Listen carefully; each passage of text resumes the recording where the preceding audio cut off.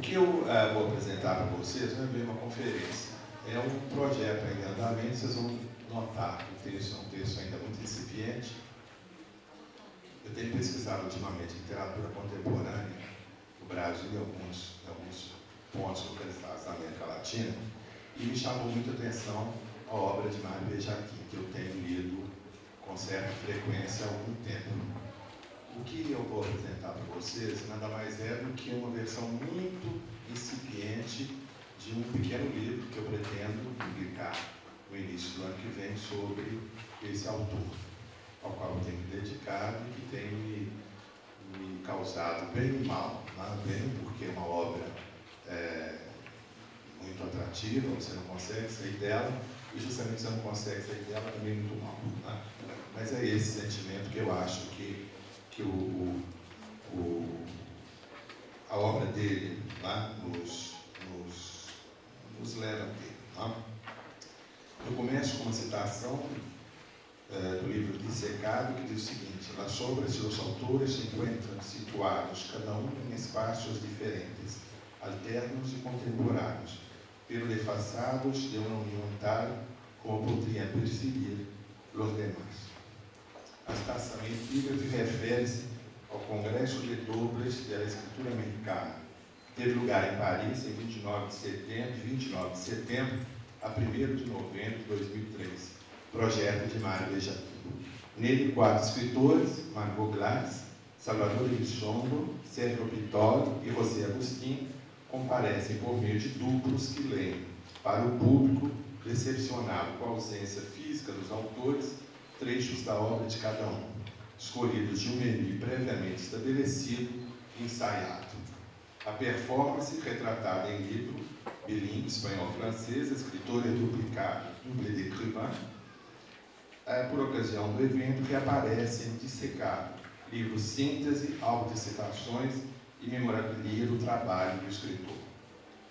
Em Dissecado, que é um livro de 2011, o autor narrador dialoga consigo e com seus desdobramentos. Joe, é uma pergunta, que depois se transforma numa letra árabe e depois em Mário Bejaquim.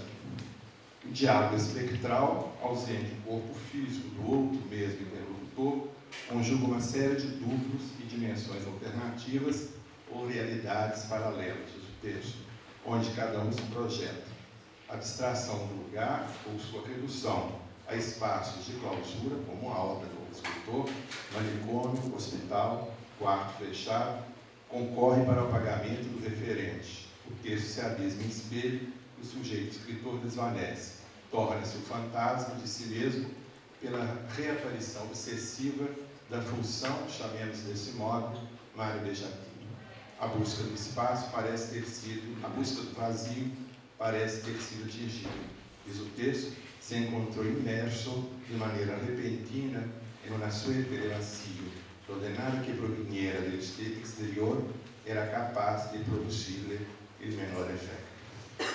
O efeito de vazio requer a dissecação de textos anteriores até sua mutação numa forma híbrida à maneira de uma instalação, como no caso da montagem teatral de Perros Eros, livro de 2003. Nesse livro, um homem inválido tem sob sua guarda 30 pastores belgas malinois, prontos a atacar até a morte com um pequeno sinal de seu dono. Na montagem, os animais, diz o texto dissecado, são reemplaçados cada determinado tempo por exemplares dissecados por perros de madeira, ou se deixava assinar durante largos períodos em espaço vazio. Essas intersecções se multiplicam em Dissecado. O interlocutor Mário Bejaquim encontra-se outro contaminado pela doença de um de seus personagens, narrador travesti que transforma em morideiro, lugar onde as pessoas vão morrer, seu salão de beleza, o livro homônimo para colher doenças terminais diárias. A ficção invade a ficção.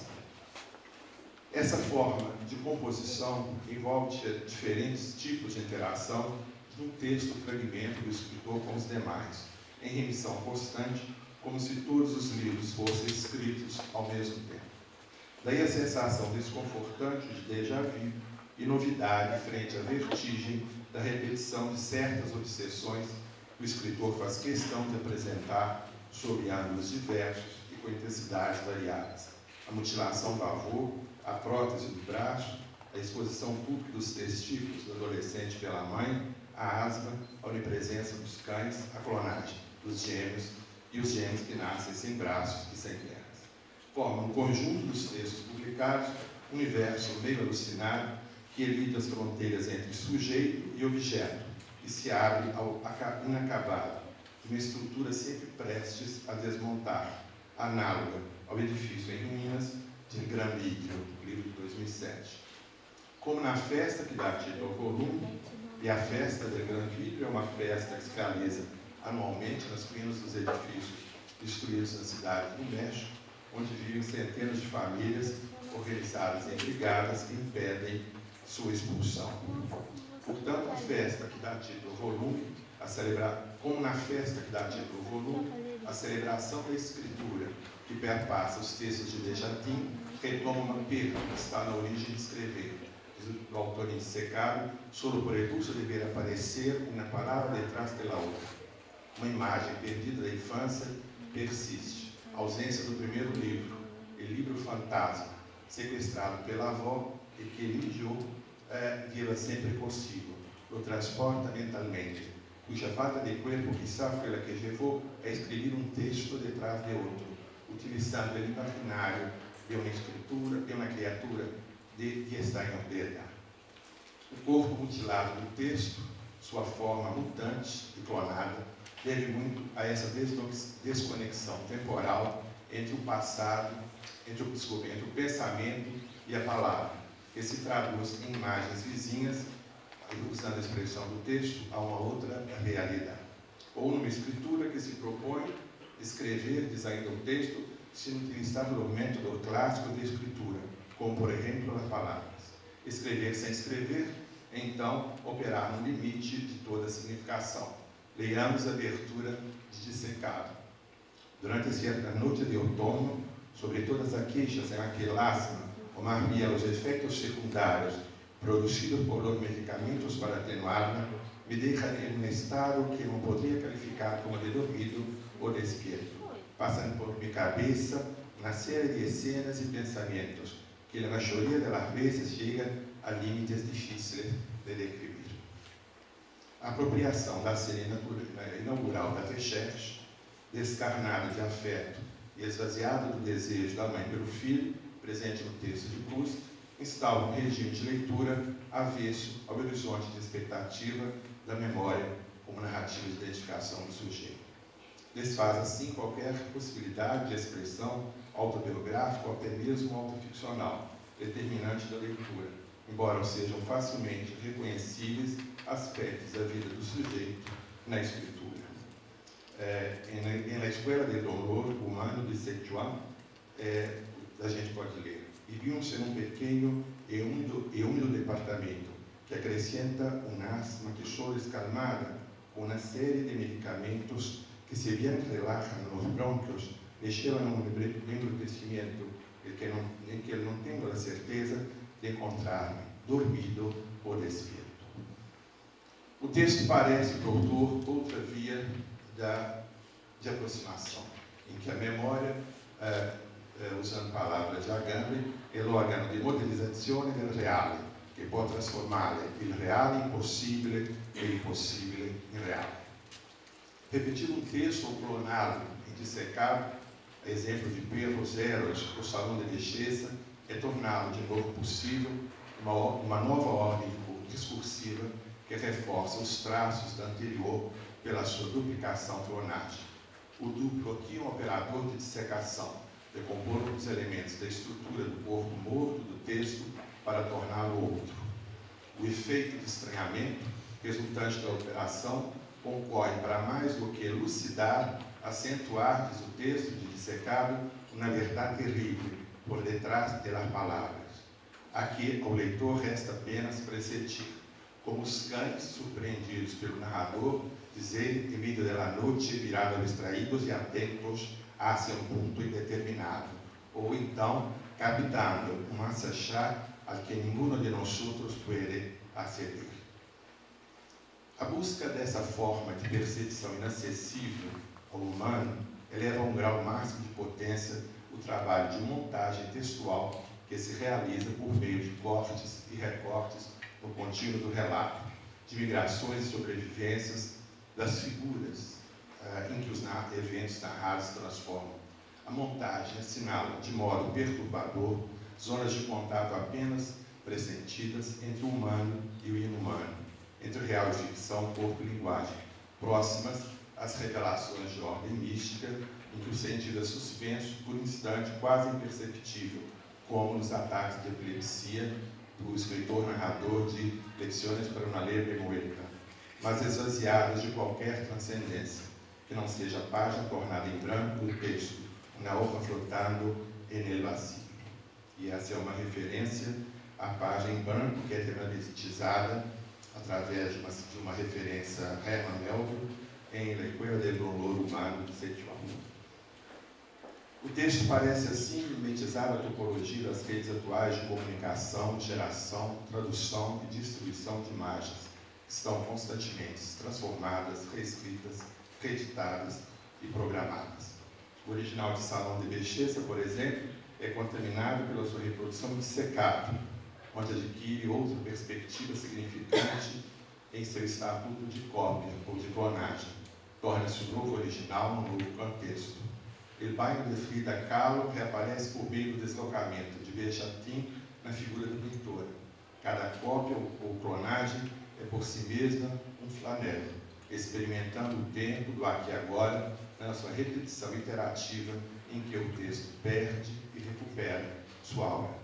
Boris Groys vai chamar a atenção do fato de as instalações serem uma nova forma de flanerie. Propriedade privada simbólica do escritor, o livro se transforma numa plataforma de discussão pública para uma comunidade de leitores. A assinatura Mário Benjamin é esvaziada, ao mesmo tempo em que reafirma em sua reaparição frequente o espaço textual, não uma persona ou um alter ego do autor, mas o traço do processo de articulação entre deslocamento e relocação, desterritorialização e reterritorialização, desauratização e auratização. Nesse sentido, pode ser lido o projeto Los 100 Mil Libros de Benjamin, que consiste na publicação de 100 títulos do escritor, numa tiragem de 1000 exemplares de cada título, com tratamento gráfico especial, tendo na contracapa de cada livro a impressão digital do escritor. O primeiro texto editado, Chique Nagaoka, na Nariz de Ficción, é a biografia do escritor inexistente. O projeto afirma sua autoria pela negação. O uso de imagens visuais em Jacobo Mutate, de 2006, Demerolles, Enfeite de Caducidade, Il Baño de Frida Kahlo, 2008, Biografia Ilustrada de Mishima, de 2009, reconfigura a logística da duplicação ou clonagem em Benjamin. A maneira da cópia digital inaugura um novo ordenamento topológico do espaço, no qual mover-se não tem mais o sentido de abandonar o lugar. Transporte e duplicação ou clonagem superpõem-se. Dados são transportados sem que se distancie do seu lugar original. 2 originais e 2 lugares podem multiplicar-se em escala imprevista. A progressão sem outro centro também provoca mudanças na concepção do tempo, uma vez que sua expansão não apresenta nunca um produto acabado, mas apenas uma versão, como indica a edição, o projeto gráfico da edição brasileira, feita pela Cosac Naif, de Flores e Cães Heróis, que os livros são apenas costurados e vêm dentro do plástico, sem capa, sem acabamento, tá? Como nós editores dizemos. A reprodução se instala no interior do código, no interior mesmo da escritura, para redefini-la segundo uma lógica da repetição, desdobrar, assim, o potencial utópico, a reprodução se instala no interior do código, no interior mesmo da escritura, para redefini-la segundo uma lógica de repetição e desdobramento, para a ressaltar o potencial utópico da cópia idêntica. Há um lugar utópico, sem localização, que escapa as regras estabelecidas. Essa situação instável torna-se uma instância política, em que o político é um ato que reordena o espaço ao tornar visível uma distribuição específica, uma ordem, enquanto tal, retirando-lhe toda naturalidade. Nesse ambiente textual digital, a forma do sujeito não existe ao meio, é programada dentro dele. Trata-se, ao contrário, da duplicação.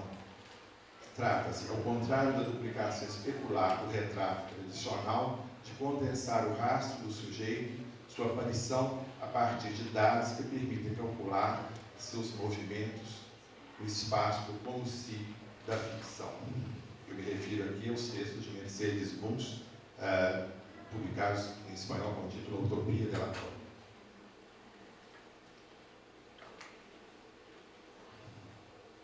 A técnica da sujeição, ou a tecnologia da subjetivação, colhe e recolhe dados por meio dos quais calcula de antemão a margem de flutuação do rastro que o inscreve na rede textual que dá unidade ao obra, mesmo fragmentando.